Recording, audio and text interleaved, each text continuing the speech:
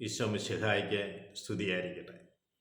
ഈശോ മിശിഹായിൽ സ്നേഹമുള്ള മാതാപിതാക്കളെ, സഹോദരങ്ങളെ, ഏലിയ പ്രവാചകനിലൂടെ ദൈവം പ്രവർത്തിക്കുന്ന അത്ഭുതകരമായ പ്രവൃത്തികളാണ് നമ്മൾ കണ്ടുകൊണ്ടിരിക്കുക.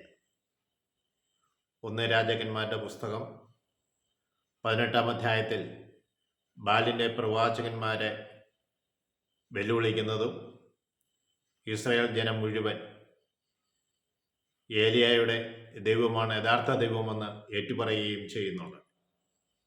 പിന്നെ നമ്മൾ കാണുന്നത് 19-ാം അധ്യായത്തിൽ ഏലിയ ഹോറബിലെത്തുന്നതാണ്. ഹോറബിൽ ദൈവം ഏലിയ പ്രവാചകനിലൂടെ ചെയ്ത പ്രവൃത്തികൾ നമ്മൾ കാണുന്നുണ്ട്. അവൻ ഗുഹയിൽ ഒളിച്ചിരിക്കുമ്പോൾ ദൈവത്തിൻ്റെ സാന്നിധ്യം, ദൈവം അവനോട് പറയുന്നു, നീ ഇവിടെ ഒളിച്ചിരിക്കാതെ സമറിയയുടെ അടുത്തുള്ള മരുഭൂമിയിലേക്ക് നീ എത്തണം. അവിടെ വെച്ച് നിനക്ക് ചില കാര്യങ്ങൾ ചെയ്യാനുണ്ട്.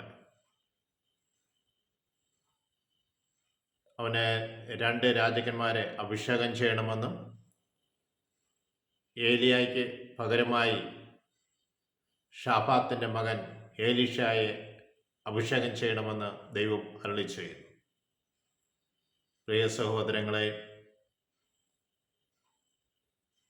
ഏലിയ നടന്നു നീങ്ങുകയാണ്. എലീഷയെ അന്വേഷിച്ചു പോവുകയാണ്. ഏലിയ നടന്നു നീങ്ങിയപ്പോൾ 12 ഇയർ കാളയെ ഉഴുതുകൊണ്ടിരിക്കുന്ന സ്ഥലത്തെത്തി.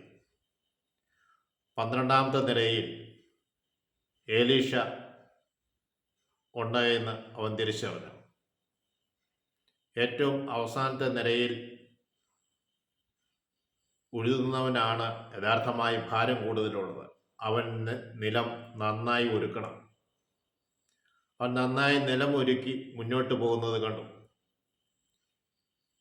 ഏലിയ അവൻ്റെ അടുത്ത് ചെന്ന് ഏലിയയുടെ മേലങ്കി ഏലീഷയുടെ മേലിട്ടു. ഏലീഷ കാളയെ വിട്ട് ഏലിയയുടെ അടുത്തെത്തി ഇപ്രകാരം പറഞ്ഞു, ഞാൻ വീട്ടിൽ ചെന്ന് മാതാപിതാക്കന്മാരെ ചുംബിച്ച് യാത്ര പറഞ്ഞിട്ട് ഞാൻ അങ്ങയെ അനുഗമിക്കാം.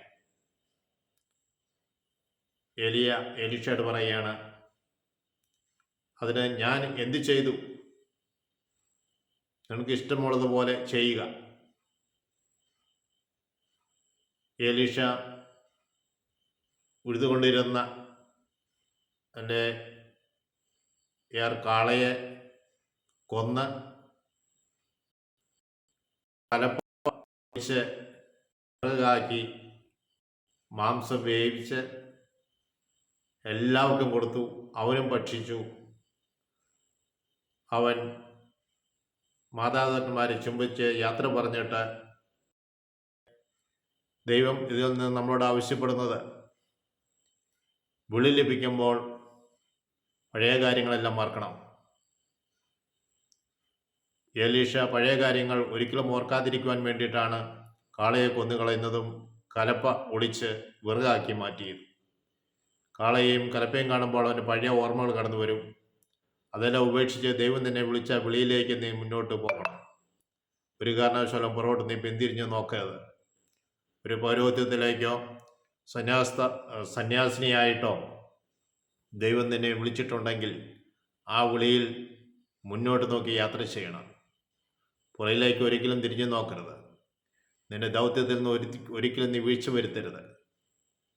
ദൈവത്തിൻ്റെ വാക്ക് കേട്ട് മുന്നോട്ട് പോകുമ്പോൾ ദൈവം കരം പിടിച്ച് നടത്തും. വലിയ അനുഗ്രഹവും അഭിഷേകവും നിനക്കും നിന്റെ കുടുംബാംഗങ്ങൾക്ക് ലഭിക്കും. കർത്താവേ, വചനം ശ്രവിച്ചുകൊണ്ടിരിക്കുന്ന എല്ലാ മക്കളുടെ മേലും നിന്റെ ആത്മാവിൻ്റെ പ്രവാഹം സമൃദ്ധമായി ഉണ്ടാകട്ടെ. ആശ്രയം അത് എല്ലാവർക്കും കൂടി പ്രത്യേകം മധ്യസ്ഥം വഹിക്കണമെന്ന് പ്രാർത്ഥിക്കുന്നു. പിതാവിനും പുത്രനും പരിശുദ്ധാത്മാവിനും സ്തുതി. ഈശോ മിശിഹായ്ക്ക് സ്തുതിയായിരിക്കും.